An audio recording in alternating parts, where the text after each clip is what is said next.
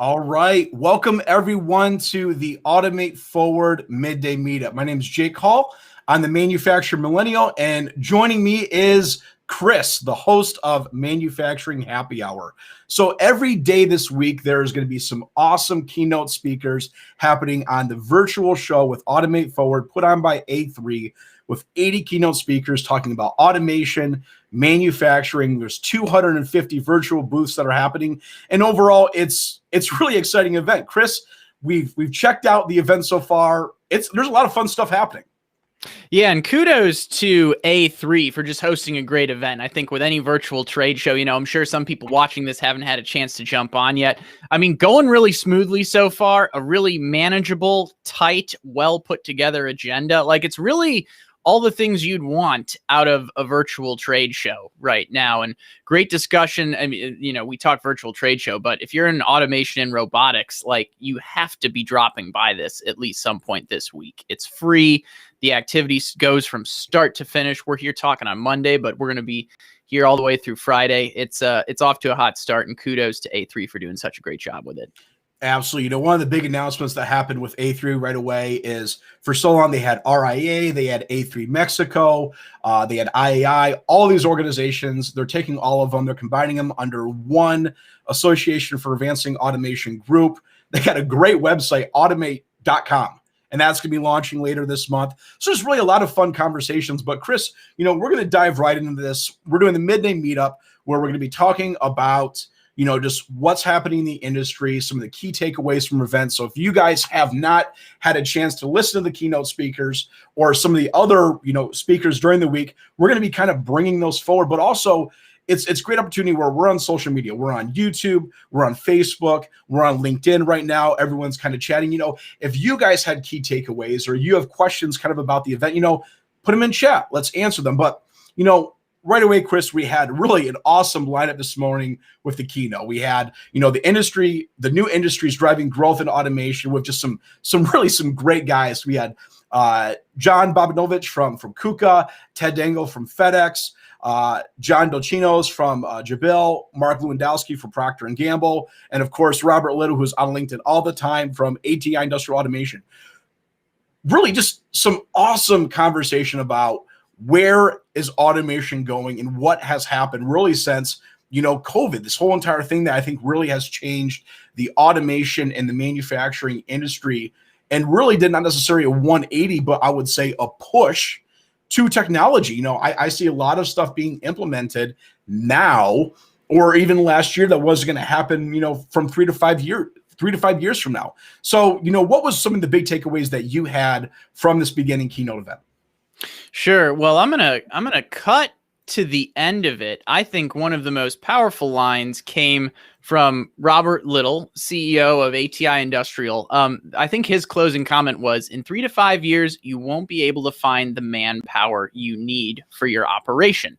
I might be paraphrasing slightly there, but just talking about the reality of robotics coming in to the space and needing the expertise. We always think the constant theme that we talk about here is people worrying about robots replacing jobs. And at the end of the day, these are going to be job creators where people are going to need to start preparing now for that shift and making those investments, not only in the technology, but also in the people that you're going to need to keep operations running as well. So that was one of the first things that stuck out. And it's kind of one of the overarching, I'd say, an overarching comment for the overall conversation, because we talked about as a service models, we talked about subject matter expertise, all these things we're going to get into as well. But that was my biggest takeaway. I'd be interested to hear, some of the things that you pulled from it as well. I would say one of the biggest takeaways that I had from me was just the overall discussion around autonomy and AI in the manufacturing automation space, coming from a background where I love vision, I love deep learning, I love systems that are learning and continuing to learn on their own, where it's not just a pre-programmed system and it's just running the same exact thing over and over and over again, the same part over and over again. It's really talking about, flexible automation. That's a key word that was brought up a lot by Ted and by Mark from Procter & Gamble, was designing systems that are flexible. And I think that's one of the biggest conversations when we're talking about collaborative robots. We're talking about autonomous mobile robots and the warehousing and manufacturing space. We're talking about dynamically changing environments. And that's really what's happening a lot in the manufacturing world. Is it's not just this program system that's going to run the exact same part for 10 years. It's automation is adapting to our current demand in the workforce and addressing labor shortages, where we need to design systems that are dynamic, that can, be cost affordable, but also address major issues. Well, I think flexibility is key to some of the discussions that I think it was Mark and Ted were having. I mentioned it a second ago, but around robotics as a service. None of us are strangers to as a service business models. Pretty much, whether we're talking manufacturing or the things we use in our personal lives, most software is as a service now. We're used to that. IT infrastructure comes as a service now. We're no stranger to that. Robotics or machine as a service, whatever you call it, that's going to be the next thing, getting your plant infrastructure is that. And I think Ted made some great comments around that as well, tying back to flexibility. Now you can pay for your total cost of ownership versus just, paying for the capital asset. You can incorporate your life cycle management strategy into that. And then as your operation changes or the needs of your customers change, you're not necessarily tied into needing to buy that next capital asset. When you're using this type of as a service model, you've got that flexibility built in. Yeah, absolutely. There's this comment right here that was brought up talking about grippers. And that was the thing that was kind of addressed towards the end. I'm trying to remember with my notes looking at this, talking about flexible automation and how, and this even goes to a little bit, we had the pregame the pregame kickoff last week with Joe Gemba and Milton and, one of the president from Shunk, and just really talking about grippers, but focusing on that, what I really enjoyed was how all these different technologies are collaborating together. A gripper being designed in a way that isn't just picking one specific unique part. It's a continuously evolving, flexible system. With Ted Dangle, he's from FedEx. We're actually having Aaron Prather from FedEx as well joining us on the Midday meetup later this week on Wednesday. But, just talking about diversity and the automation processes, I was actually on FedEx's website, I think earlier this weekend, and talking about how, they have these massive conveyor systems and all that stuff that are moving a majority of the products, but they still have implementation of other solutions like AMR tuggers that, what happens if a person ships a kayak via FedEx? How do they handle that solution? What happens when they, ship golf clubs or like a pool or just super random products? How do they adapt their systems and processes to that? And seeing how they're incorporating, autonomous mobile robots and tuggers and other solutions really shows that automation in manufacturing is no longer a high quantity, high throughput solution. It's addressing the unique aspects and challenges that we're facing in the industry.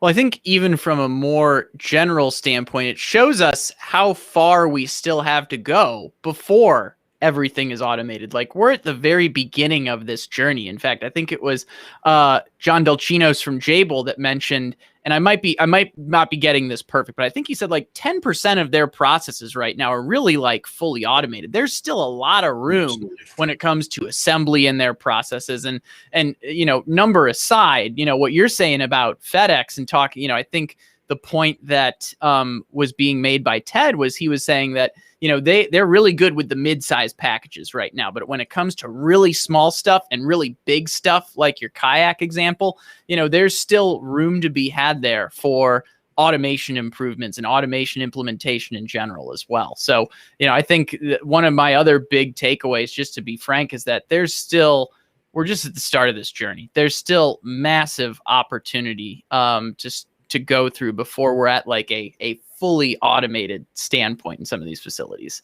Absolutely. So real quick, if you guys are joining us right now and you're not familiar with what Automate Forward is. So the Automate Forward is a virtual show and conference that is happening all this week, March 22nd to March 26th. We're having keynote speakers and panels every single day. So this morning kicked off with a keynote panel talking about the industries driving growth and automation, but just some other stuff that's really happening this week. And you can find all this stuff right now on hopping over to automateshow.com and and looking to automate forward. And registering, it's completely free. But just some other really fun discussions that are happening this week. Tomorrow morning, there's a great keynote panel talking about the state of automation with Executive Roundtable. On Wednesday, we're having a keynotes panel on the rise of smart automation. On Thursday, we're talking about how collaborative automation is driving productivity. And Friday, for the morning keynote, we're talking about autonomous mobile robots and how to get started. So just really some awesome conversations happening all this week. We're kind of at the midday right now, where at least people on the East Coast are out there grabbing lunch. Everyone over in California right now is grabbing their second cup of coffee, stretching their legs. And yeah, right now, we, as Dana just posted in chat on LinkedIn, you can register right here for the event, completely free, and join us. Right now, we're just doing the midday meetup on social media, but if you want to catch all the events and the panels and see all the different showcases that are happening from all the different manufacturers, head on over to that website. Yeah, and I'm personally, just since it's timely, I mean, tomorrow's keynote on the state of the automation industry executive roundtable, I mean, there's some heavy hitters there. We talked about it in the pregame show, but you're going to hear from Mike, the CEO of Fanuc America, Patrick McDermott from B&R Automation, just across the board. It's a stacked lineup. So for folks that are listening to this that might not have had a chance to jump in yet, definitely make sure you're registered and attending this by tomorrow, because that by the time we do this same session tomorrow, we're going to be talking about it in the rearview mirror. And I'm personally really stoked to see that one. Yeah, absolutely. I think, when we're talking about the state of the industry, there was a great takeaway point that I talked about that Robert Little mentioned, that reshoring and nearshoring is happening. And that's something that I'm super passionate about with the manufacturer Millennial is focusing on manufacturing and supply chains and logistics happening closer to where the process is and making local make sense. That was a big quote that I took away that Robert said, was making local make sense. And that when we're talking about reshoring, it's not something that's happening immediately, but it's something that's going to be happening over the next 5 to 10 years as companies are shifting to say, wait a second, with COVID happening last year, I think a lot of companies really quickly learned how fragile their supply chain was within their components. And another big takeaway for us, and I never really thought about as much as mentioned, is it's not so much about reshoring and resourcing, but it's taking companies that were looking at moving, that had on their roadmap in the next 2 to 3 years of saying, okay, where can I shift production to be more competitive?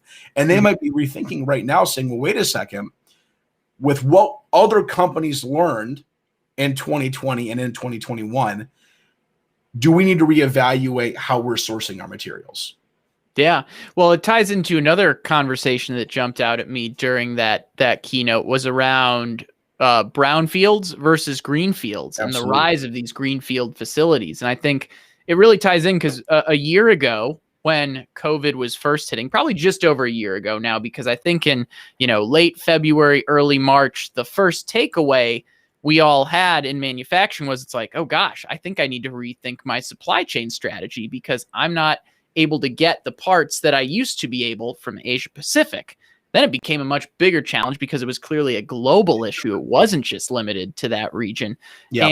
And I think we've started thinking even more, let's say, outside the box, or even, changing our way of thinking, I think would be the better way to describe it at this point. So yeah, I'm excited to see how that journey goes. I think, like you said, local suppliers for, the parts in the supply chain is the first thing, but I'll be interested to see where these greenfield facilities start going as well. Yeah, absolutely. Super discussion talking about how that greenfield and that brownfield is kind of really merging, where you see a lot of these brownfields happening, but greenfield automation is something that I really see moving forward as companies look at the benefits of fully automizing processes and stuff, and just that overall trend's gonna be really exciting to see what's happening in the next few years. So as we're going through this, I see a lot of fun chat happening on the side here. Guys, if you had key takeaways or you found something that was really enjoyable, or a quote or a topic that you guys took away, feel free to put that in chat. We're going to throw it up here on screen. But really, this is an overall networking event. It's kind of doing that round table of when Chris and I have always gone to these really fun trade shows before. It's kind of bringing in that conversation. The audience, when you're sitting around, you're talking about things that are happening, or, hey, go check out this booth, go check out this. Is there a booth right now that you guys visited that you've looked at so far that you said, hey, there's some really cool technology that company XYZ is off, showing off, and you want us to check it out? That's the type of conversations that we're looking for, right now to have during this event. So another topic, some really interesting stuff from the takeaways. When Ted Dangle, at the end of the question, he asked, what is really one takeaway that you can have? And this really took away from me was find a small automation project to win and partner with a company that is already experienced in that world. And that took away from me for there's a lot of people who are attending these events who might not be familiar with robots, who might not have 50 industrial robots already installed on their manufacturing floor. And I think it's really exciting to see this saying, hey, there's a lot of great information that's happening at this event right now to really give you that level 1 introductory. So as you're going through and you're listening to these stories about, oh yeah, we have 50 autonomous mobile robots on your floor right now, and we have a bunch of vision and deep learning and inspection, you don't need to be there to be successful with implementing automation. You could take a very small task or a very small process, and there's a bunch of great integrators and machine builders who have booths on Automate's website right now that they're showing off. But, Chris, what was your big takeaway with around that, saying you take a small project and win it? You don't need to have this giant investment in automation to be successful. Well, I think it kind of goes back to my overall philosophy around automation and manufacturing in general. I think some of us get caught up in the buzzwords. And then when you throw so many things like machine learning and AI, and you see all of these terms out there, it kind of intimidates you from just thinking about what is the challenge that I'm trying to solve right out of the gate. Is it a workforce issue? Is it getting people trained up on the newest technologies and preparing that next generation to take over your plant operations? I try to say, hey, go back to square one. Think about what your biggest challenge is, and then figure out if that's something that you need to engage a robotics vendor with or an automation vendor with. The technology should ultimately be the last thing you start putting on to these processes. I'm probably a broken record when I say this, but start with the problem, figure out if you have the right people on your team to solve it, the right processes in place to start taking it on, and then fill in those gaps, bring in a good partner that can help you address that challenge through the technology that they have to offer. Absolutely. And that's exactly what John Bovanovich said, building an automation roadmap. Go out there and set a 2 to 3 year automation roadmap saying, where am I at now? What is my current processes? What does my current system look like? And let's build a roadmap for stepping stones to get there. I know that's one place that I work with at Fine Zelstra, where we go into large manufacturing facilities and we have, 5 to 10 controls engineers on site walking a 500,000 square foot facility. And we build an automation roadmap to say, this is where you are, and this is the steps you can take to get there. And I think, that's one of the key things is finding a partner to work with. And, it's great to find companies who are on the same level as you saying, hey, we're thinking about implementing our first collaborative robot and you are too. What are you guys doing? But there's so many thought out, subject matter experts in the industry from all these great different manufacturers to say, no, work with someone, to reach out to someone who's been there and done that, and eliminate those same mistakes that those other companies made. Love that. Keep the questions and comments coming, guys. There's some good discussion going here over in this group around, let's see, we've got some gamification for digital twins coming in. We have some people commenting on the trade show itself saying, hey, I missed the in-person events and the free beer. We'll get to a little bit of that later. But yeah, these sessions that we're doing, we're going to be here all week, every day at this time, having these conversations. Sometimes we'll have special guests, other times it'll be us. But keep the conversation going. This is, I would say one thing we don't want to lose in the trade show format is make sure if you're seeing someone on here that's making a point that you agree with or that you want to have a discussion with, connect with these folks. The trade show is just kind of the, let's say, the centerpiece of this event. But if you want to chat on LinkedIn afterwards, highly encourage you to make those connections as well. That's what we're here for. Well, with the discussion of beer, I had to say, Chris, what's happening Wednesday that's about beer? So Wednesday, we're doing a little variation of this event, but we're going to have a panel of beer and automation experts coming on. So Jake, you and I will be up here with a couple folks from the beer industry, kind of to take a more casual approach to it. In the spirit of manufacturing happy hour, we wanted to do an event that could bring people together, have some fun, but also offer some constructive conversation. So what better way to do that and stick with the theme than having a conversation about robotics and automation in the beer industry. So we will be here, I believe it is 4:30 Eastern for that conversation on Wednesday afternoon. We'll be talking about it and sharing more on that in between now and then, but we certainly encourage you guys to show back up for that. Absolutely. It's really going to be a fun, great event. I'm looking forward to all these keynote speakers, especially if a lot of them are just connections that I have built up with it. You know, Chris, what we almost call friends in the area of just the industry, just coming in, listening to them talk about their profession and their passion in the industry, from robotics, autonomous mobile robots, vision, deep learning, digital twins, gamification. There's so many fun trends out there and topics around Industry 4.0 solutions. This is really going to be a fun event, and it's really just getting started. Yeah. No, we're here on day one. We run through Friday. Definitely make sure, again, sign up for the event. A3automate.org is where you can go. Is it automateforward.com? Is that where you can get info on the event? I want to make sure we steer people to the correct spot on that. Automate, you can go to, I know I've been going to automateshow.com. And if you want to, you can do automateshow.com/conference automate forward.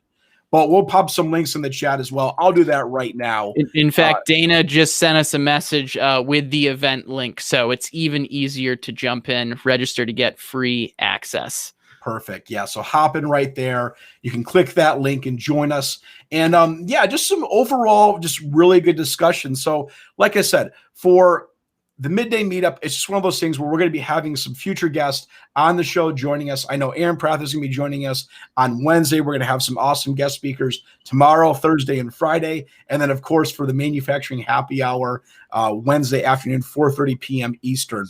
But with that said, really, we're going to be wrapping things up. We're going to have some more kickoff happening in just 30 minutes. And I know really what's happening next, starting at, 1:30 Eastern. We're going to be having Greg Brown, the Vice President of Strategy for R&D for UPS. He is going to be talking about moving automation forward and what is required. So really just some fun events happening all day. We're going to be having Greg Brown. Then we're going to have Bob Rochelle from Google. We're going to be having how small companies are embracing automation from Integro Technologies, Applied Manufacturing Technologies. John, who is really prevalent on LinkedIn, from Fanuc talking. And then, of course, Greg Zobrist from Fusion OEM. So really just some fun conversations happening. There's multiple keynote events that are happening this afternoon. So you can go on to Automate and look which one you want to join. But then, of course, during all this, we're having 250 booths that are happening where you can go in and see what's happening from different manufacturers, machine builders, and systems integrators, and really find a partner in a conversation to move you forward.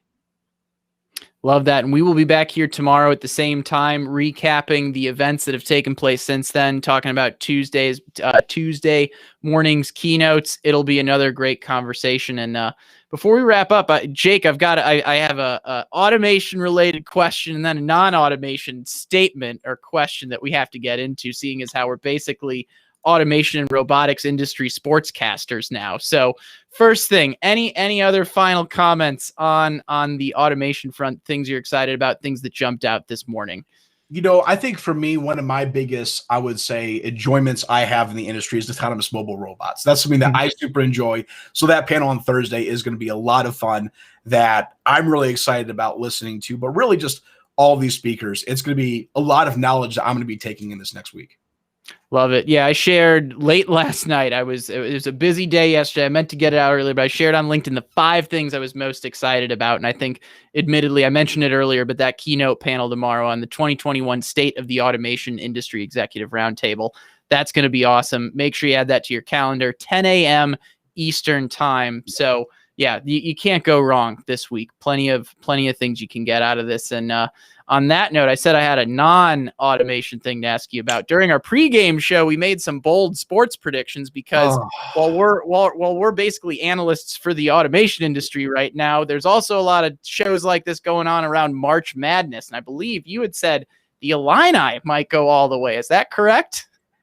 Yeah, I did, and I sure ate it yesterday, just like a line I did against Chicago. So yeah, tough loss, but hey, there's an Illinois team still in it, and just talk about all the Cinderella stories that are happening right now in March Madness. It's a fun time right now. I know Michigan, where I live right now, they're playing later today, so just give me some overall fun games, and it's fun seeing all the different sports and commentary right alongside automation. Yep. Yeah, I'm probably completely unqualified to be talking about basketball analysis, but if it makes you feel better, my prediction that Georgetown was going to make a Cinderella run was quickly squashed as well. But yeah, just a lot of fun, great tournament, a lot of unpredictability right now. And speaking of fun, Automate Forward, lots of fun all week long. So looking forward to having you all back here tomorrow. Thanks for the conversation. We'll be seeing you around the event. And in the meantime, cheers. We'll catch you soon. See you guys.